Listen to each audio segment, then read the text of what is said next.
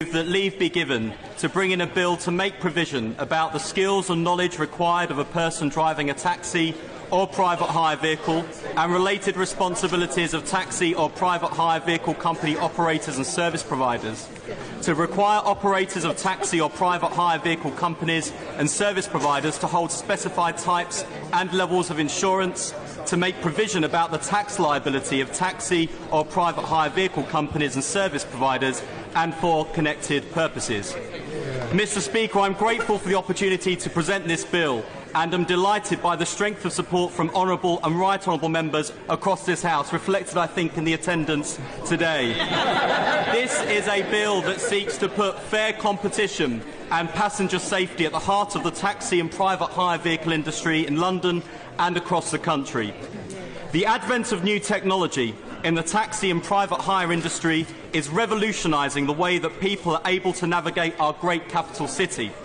Indeed, it is revolutionising transport in cities across the United Kingdom and across the world.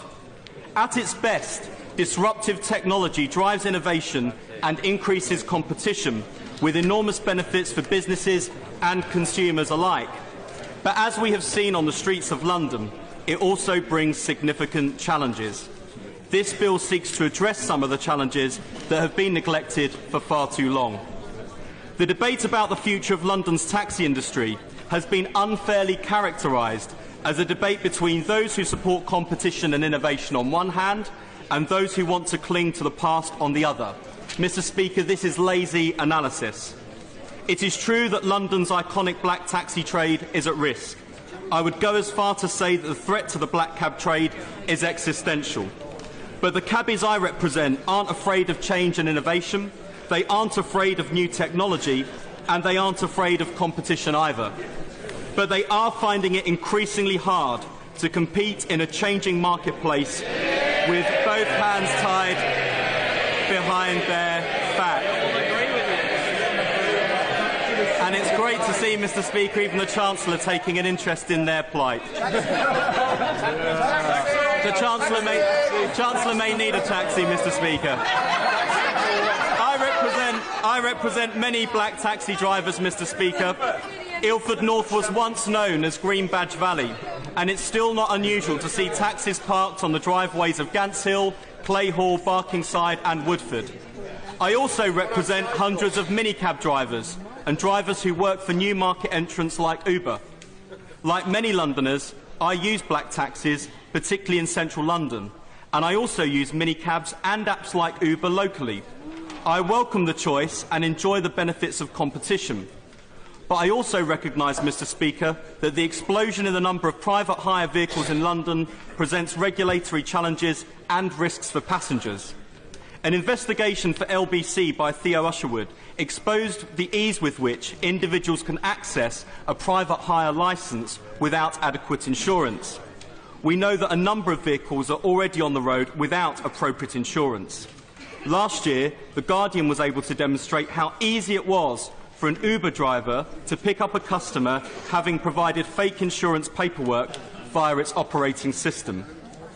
Some private hire vehicles are illegally plying for hire and touting, increasing the risk of passengers getting into cars driven by unlicensed and unknown drivers with considerable risk to their safety. Mr. Speaker, this is illegal practice and one that the regulators ought to be acting a lot harder on. Guide Dogs UK found in a survey of assistance dog owners that 43.5% of respondents have been refused access to private hire vehicles, and it is all too common for LGBT passengers to experience discrimination. And though I enjoy price competition as much as anyone else, Mr. Speaker, is it really fair to expect cabbies to compete on fares while TfL continue to put regulated fares for black taxis up, while apps like Uber are able to drive their prices down as profit shifting allows them to avoid paying their fair share of taxes here in the UK? If we fail to act, London's iconic black taxis will be driven off our streets. This is bad for competition, bad for passengers and bad for London. This bill proposes action in 3 areas to improve passenger safety and make competition fairer. so that our black taxi industry can continue to survive and thrive alongside minicabs and other private hire operators. Firstly, on the issue of training. Private hire vehicle drivers only undertake a rudimentary topographical test and in many cases do not undergo formal training. This sees many relying on sat-nav, which means the risk of collision is increased due to sharp braking or not focusing on the road ahead. This bill proposes that in order to obtain a PHV licence, all drivers should be required to complete an enhanced DVLA assessment requiring additional skills, such as how to drop off and pick passengers up, and wheelchair exercises to learn how to support the disabled. PHV drivers should also undertake an assessment on the principle of plying for hire and touting regulations, so there can be no excuses for breaching regulations. And PHV drivers should be properly and fully trained and assessed in their obligations under the Equalities Act, so that protected groups such as LGBT people and disabled people can travel with confidence. Mr. Speaker, the second point in this bill seeks to address the issue of insurance. The current system requires hire and reward insurance for all drivers, but the responsibility for insurance rests with individual drivers. There is a higher cost for this insurance, which means that many private hire vehicle drivers can be tempted to opt for a cheaper form of insurance when accepted by a licensed operator. In order to resolve this issue, I propose moving to a system of operators' insurance that places the responsibility on operators as a prerequisite for obtaining their licence. This will deliver three key benefits for both passengers and industry. By guaranteeing that cars managed by the operator are insured so customers have confidence that they're safe, reducing the cost of insurance through bulk purchasing, therefore delivering better value for money, and making the regulator's case easier, because checking a few thousand operators is easier than checking over 100,000 individual policies. Some companies, such as Addison Lee, already do this voluntarily, which is why customers and businesses can book with the confidence that is sometimes lacking around private hire operators. Finally, Mr. Speaker, my bill makes provision for tax liabilities of taxi and private hire vehicle companies. It cannot be right that some companies in this industry are making huge profits but not paying their fair share of taxes. Lower fares are great, but some operators are frankly trying to drive their competition off the road through new apps by offering lower fares made possible by offshore tax arrangements, effectively robbing Peter to pay Paul. I'd like to pay particularly tribute to my right honourable friend, the member for Don Valley, who a week ago today brought her own 10-minute rule motion forward for transparency for multinationals. Her proposals would be a refreshing step in the right direction. This bill would introduce a requirement for the Chancellor or Financial Secretary to the Treasury to make an annual statement to this House on the progress of the OECD base erosion and profit shifting project and the action Her Majesty's government is taking to ensure there is proper scrutiny in these areas, though hopefully the Chancellor might be better at making progress in that area than his own targets. It's a small measure, but it would indicate the view of this House that the government needs to do much more to tackle tax avoidance.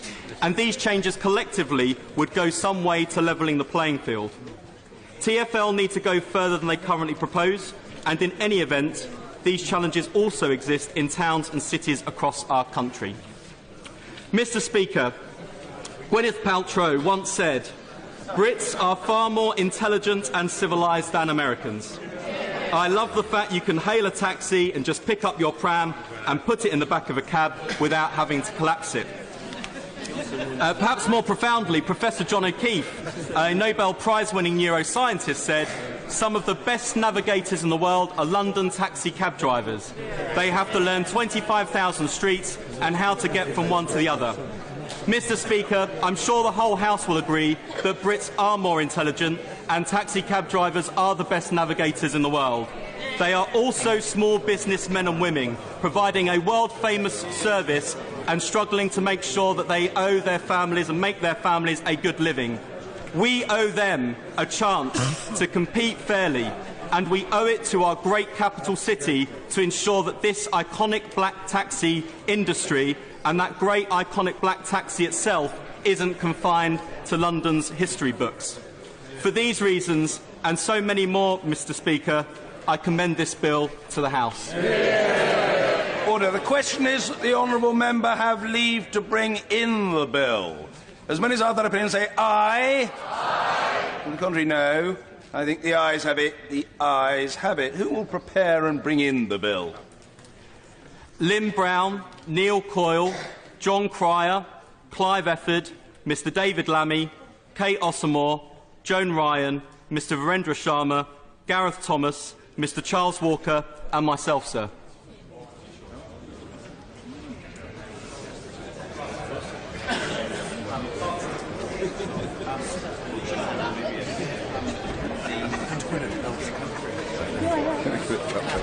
Wes Streeting.